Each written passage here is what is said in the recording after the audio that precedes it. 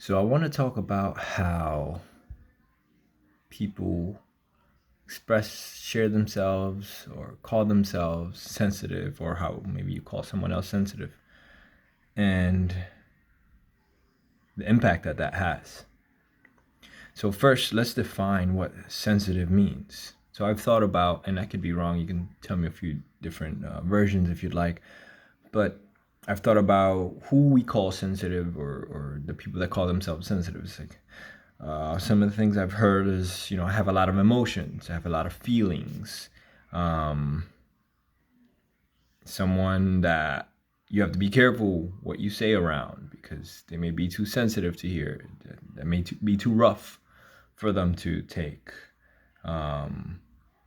Someone who has a lot of sympathy for others, right? It's like, oh, I see someone suffering, I'm very sensitive, that affects me. Many things like this, none of which are a positive thing. And I feel like the word sensitive is constantly thrown around as it's a positive thing. It's a self thing. It's like, I'm sensitive, and you have to accept that. It's not an end all be all.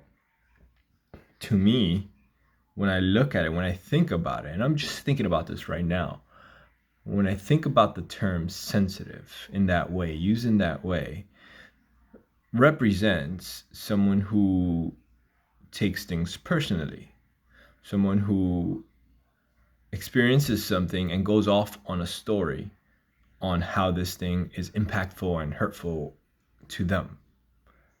Even the sympathy aspect. So I believe there's a big difference between sympathy and empathy. Sympathy is when you feel bad for someone, which requires you to feel superior to someone. Empathy is when you connect on an emotional level with someone. Those are two very distinct and different feelings, but they can be mixed up with each other, if you will. But going back to sensitivity, sensitivity is not something that you want to continue to root for. Sensitivity, what that means is that you are going off with stories in your head from experiences that you've lived in the past. So if someone doesn't call you tonight, I'm sensitive. What does that mean? That means that you didn't call me, so I created a bunch of stories in my head, playing out scenarios that were most hurtful for me. That's sensitive. That's what that means. I have a lot of emotions. I have a lot of feelings.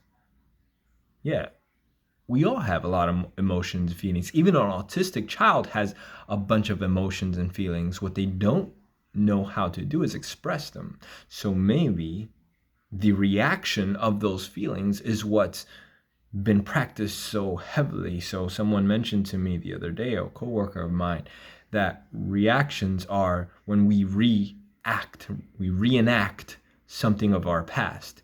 We behaved, we saw this impact us in this way, or we saw someone else behave in this way, and we react. We don't think, we're not in the present moment, we just reenact that experience, that moment again and again. So when we react to something that we're triggered by, is us being sensitive, which is us going off and not being in the present moment, going off with these stories in our minds and falling victim to them and seeing ourselves as victim. Let me know your thoughts. Share and like.